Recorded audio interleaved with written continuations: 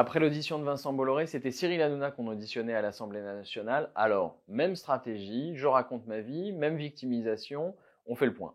Apparemment, Cyril Hanouna a dû avoir la même préparation que Vincent Bolloré, en tout cas, il avait la même stratégie.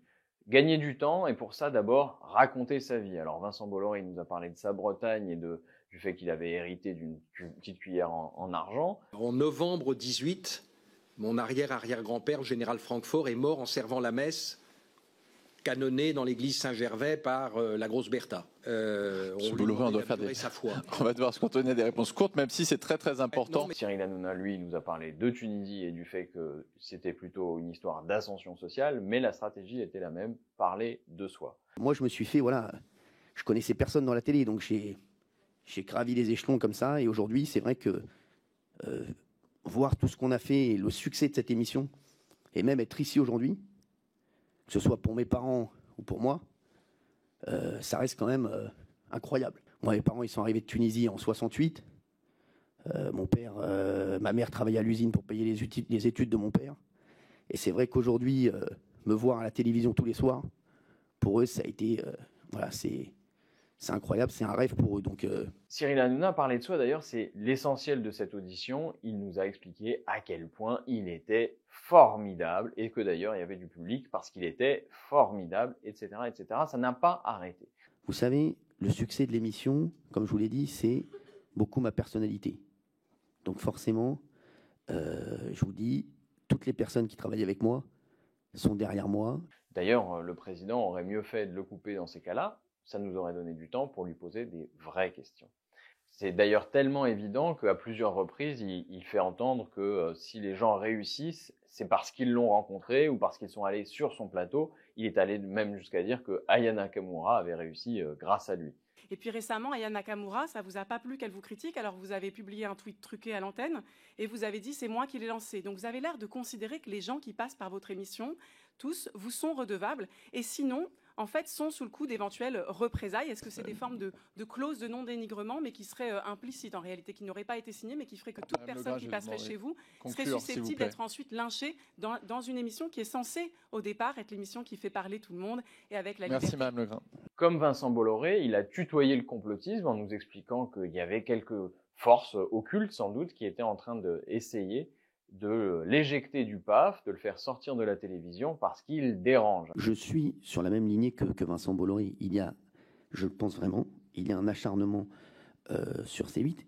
Forcément, C8 et moi, Cyril Hanouna, je dérange. Alors, qui il dérange, je ne sais pas, mais en tout cas, ce qui dérange, c'est qu'il ne respecte pas les obligations de la convention de sa chaîne avec l'Arcom. Quand on rentre dans le détail de ses obligations et du fait qu'il a été sanctionné de très nombreuses fois pour ne pas les avoir respectées, eh bien, il n'y a plus personne.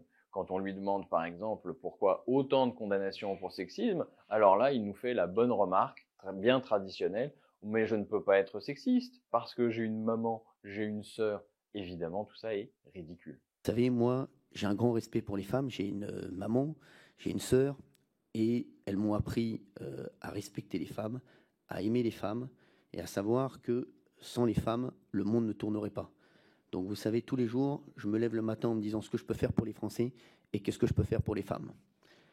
Voilà, Monsieur Saint-Oule. Quand on évoque les séquences dans lesquelles il a partagé des théories complotistes délirantes, eh bien, il nous dit non, mais ça a été vérifié, on a des journalistes. Alors parfois, ils peuvent se tromper, mais dans l'ensemble, on a une très bonne équipe de journalistes. Eh ben, c'était pas l'avis du CSA, c'est pas l'avis de l'Arcom qui les a sanctionnés. Et moi, je ne trouve pas ça rassurant qu'il puisse continuer à dire que s'il y a eu de si gros problèmes, il ne fait rien pour les corriger.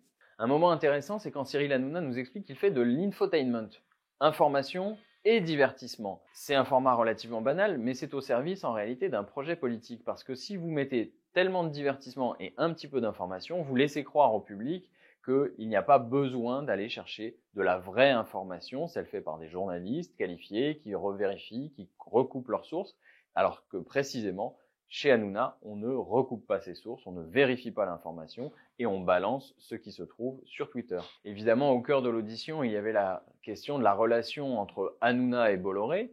Il a dit, le jour où il a agressé Louis Boyard, qu'il ne crachait pas dans la main qu'il nourrissait.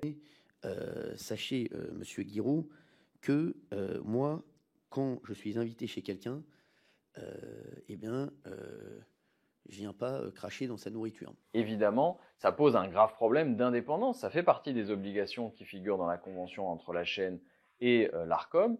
Et on est revenu à plusieurs reprises. Et Sarah Legrain, d'ailleurs, l'a coincé parce qu'il nous avait expliqué que quand il a agressé Louis Boyard, il ne savait même pas d'ailleurs de quel sujet Louis Boyard était en train de parler. Et puis, évidemment, à l'époque, c'était évident, il avait répondu « Ici, tu es chez Bolloré ». Donc, il savait très bien quel était le sujet. Sur Louis Boyard, j'ai même pas entendu de quoi il me parlait, Louis Boyard. Elles appauvrissent l'Afrique. Je vais vous donner l'exemple rien que de Bolloré, qui a déforesté le Cameroun. L'exemple de Pouyanné, de chez Total, qui est en train de faire un projet au Ouganda. Le type refuse de taxer les super pauvres. Donc ici, tu viens de parler du groupe Bolloré. Tu sais que tu es dans le groupe Bolloré ici. Ouais. Sur Louis Boyard, j'ai même pas entendu de quoi il me parlait, Louis Boyard. Et c'est bien la question de cette fidélité ou de cette loyauté totale à Vincent Bolloré qui est au cœur du problème. Il a dit qu'il s'était senti trahi. La réalité, c'est que la trahison pour Hanouna, c'est de critiquer Bolloré. Pour se défendre, Cyril Hanouna, en général, il minimise. Alors, il y a deux façons de faire. Soit il explique carrément que les autres font aussi mal que lui, ce qui l'exonère de sa responsabilité. Soit il dit « Oh, c'est comme ça et ça n'est pas si grave ». On lui parle d'un mythomane qu'il fait revenir régulièrement, comme si c'était un informateur de qualité. Il nous dit « Oh, mais vous savez, dans les coulisses, c'est pire encore ce qu'il nous dit ». Eh bien, écoutez, ça ne suffira pas à convaincre le CSA. Il y a des obligations, et parmi celles-ci, dire la vérité, pas d'inviter un mythomane. En plateau, on lui dit souvent où est-ce que tu vas chercher toutes ces bêtises. Donc c'est vrai que ils ont fait un documentaire Netflix sur lui qui a cartonné, mais voilà, on essaie de le contrecarrer en plateau.